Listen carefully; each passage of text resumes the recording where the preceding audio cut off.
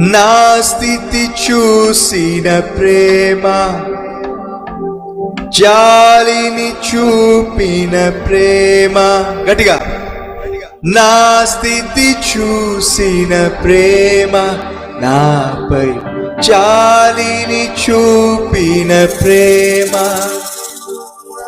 పరనిచ్చి కౌగిలించి జయమిచ్చి నాకై పరుగెత్తి కౌగిలించి ముద్దాడి కన్నీటిని తుడిచే ఆశ్చర్యమైన ప్రేమ. మరో కల్వరిలోని ప్రేమ, మరణము కంటే బలమైన ప్రేమ, నన్ను జయించని ప్రేమ, మరణము కంటే బలమైన ప్రేమ, నన్ను జయించని ప్రేమ, ఆశ్చర్యమైన ప్రేమ.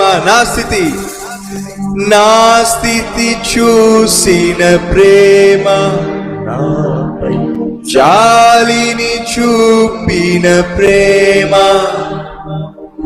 నా స్థితి చూచిన ప్రేమ, నాపై జాలిని చూపిన ప్రేమ, నాకై పరుగెత్తి కౌగిలించి ముద్దాడి కన్నీటిని తుడిచే, నాకై పరుగెత్తి గట్టిగా కౌగిలించి ముద్దాడి కన్నీటిని తుడిచే ఆశ్చర్యమైన ప్రేమ.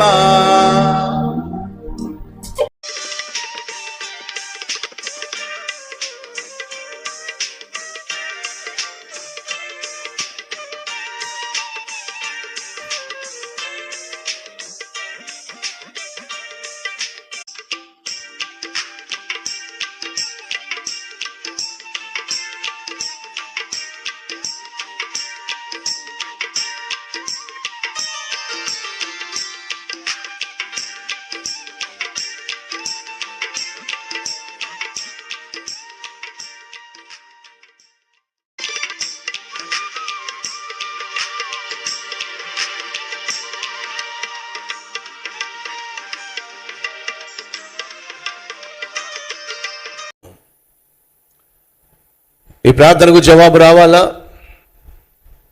నీ కన్నీరు తుడవబడాలా? నీకున్న కష్టాలు తీర్చబడాలా? మొదటిగా నువ్వు చేయాల్సినవి తెలుసా? నీలో ఉన్నటువంటి పాపాన్ని గుర్తించటం, నీలో ఉన్నటువంటి దేవునికి వ్యతిరేకమైన కార్యకలాపాలను గ్రహించటం, వాటిని తాత్కాలికంగా ఒప్పుకొని విడిచిపెట్టకుండా వాటిని కొనసాగించే తత్వం నీలో ఉన్నంత వరకు ఈ ప్రార్థనకు జవాబు రాదు. మళ్ళా కొంతమందికి ఒక విధానం ఉంది, ఒక అలవాటు ఉంది. ఏమిటంటే దేవుని సన్నిధికి రావడం, చేసిన తప్పులను బట్టి పాపాలను బట్టి పశ్చాత్తాపపడడం, ఆ తర్వాత మళ్ళా దేవుని మందిరం నుంచి బయటికి వెళ్ళి ఏ తప్పులను గూర్చి ఏ పాపములను గూర్చి నువ్వు పశ్చాత్తాపడ్డావో లేకపోతే ఒప్పుకున్నావో మళ్ళీ వాటిని చేయటం, మళ్ళీ వాటిని కంటిన్యూ చేయటం. అలా జీవించే వారి యొక్క ప్రార్థనలు దేవుని సన్నిధికి చేరో. అతిక్రమములు దాచిపెట్టువాడు వర్ధిల్లడు, కానీ వాటిని ఒప్పుకొని విడిచిపెట్టువాడు కనికరము పొందుతాడు. నువ్వు పాపాన్ని ఒప్పుకుంటే సరిపోదు, ఆ పాపాన్ని ఒప్పుకొని విడిచిపెడితేనే ప్రభు నిన్ను కనికరిస్తాడు, క్షమిస్తాడు. అలా విడిచిపెట్టకుండా ఆ పాపాన్ని తాత్కాలికంగా ఒప్పుకొని ఆ పాపానికి నువ్వు దూరం కాకుండా మళ్ళా వెళ్ళి ఆ పాపం చేస్తూ మళ్ళా వెళ్ళి ఆ బాయ్ ఫ్రెండ్ దగ్గరకో ఆ గర్ల్ ఫ్రెండ్ దగ్గరకో మళ్ళా ఆ పాపిష్టి అలవాటుకో మళ్ళా ఆ పాపిష్టి బానిసత్వానికో నువ్వు చోటిచ్చినట్లయితే నువ్వు చేసే ప్రార్థన దేవుని సన్నిధికి చేరడం సాధ్యము కాదు.